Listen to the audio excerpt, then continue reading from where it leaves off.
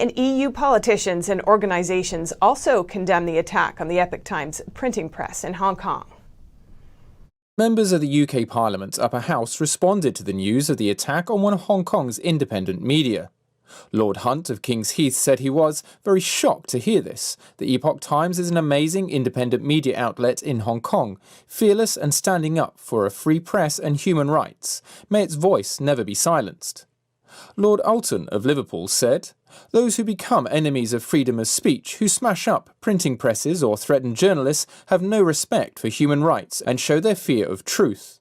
Paradoxically, their use of violence, intimidation and brute force reveals their weakness and the nature of their ideology." And Baroness Kennedy of the Shores said, "Freedom of the press is fundamental to a democracy. Crushing the media and independent journalism is a way to deny citizens information about abuses of power and about the loss of their rights. Wrecking computers and printing equipment is the act of those who despise democracy." London-based writer and human rights activist, who is also the chief executive and co-founder of Hong Kong Watch, Benedict Rogers, commented that this attack on the Epoch Times is yet another deplorable example of increasing threats to media freedom and freedom of expression in Hong Kong and should be condemned unequivocally.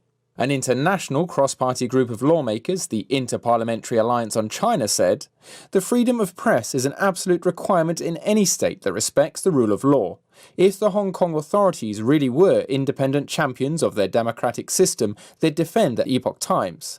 Hong Kong has slipped into the grips of an authoritarian communist party that will tolerate no criticism."